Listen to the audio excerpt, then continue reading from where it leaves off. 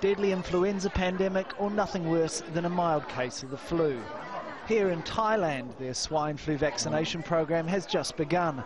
But in other parts of the world, serious questions are being raised about the handling of the pandemic. Health officials around the world had believed swine flu could kill hundreds of thousands, if not millions. They introduced emergency measures and spent in excess of $20 billion on vaccines. But now Wolfgang Vodard, head of health at the Council of Europe, says they got it wrong. Not only that, they were misled by the World Health Organization and unduly influenced by drug companies. The WHO, in cooperation with some big pharmaceutical companies and their scientists, redefined pandemics and lowered the alarm threshold. Those new standards forced politicians in most states to react immediately and sign marketing commitments for additional and new vaccines against swine flu and spend billions of dollars to catch up. France is one country feeling the prick of embarrassment. Officials spent a staggering $1.25 billion buying 94 million doses of H1N1 vaccine. So far, only 5 million have been used. Now the country, like many others that bought big, is trying to sell off surplus stock. Having committed to buy the vaccines, Dr. Vodard says health officials then sought to justify their decision.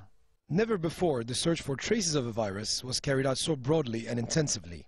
Besides, many cases of death that happened to coincide with seropositive H1N1 lab findings were simply attributed to swine flu and used to foster fear. Nearly 13,000 people worldwide have died of the virus, the largest share in the United States and Canada. Officials say it's now peaking in Central Europe, parts of Asia and the Middle East. Take care of yourself. But it hasn't been the killer some predicted, when the figure of 12,000 is compared to more than 250,000 people who die of seasonal flu each year. Dr. Vodard says the H1N1 vaccine was not sufficiently tested and was needlessly exposed to millions of healthy people. Drug maker GlaxoSmithKline have responded by saying, allegations of undue influence are misguided and unfounded. The WHO declared that H1N1 swine flu met the criteria for a pandemic. Responding to it has required unprecedented collaboration. As WHO has stated, legal regulations and numerous safeguards are in place to manage possible conflicts of interest. The Council of Europe has decided to investigate his claims. If proven, the industry that profited most from the pandemic, the drug companies, may now have the most to fear.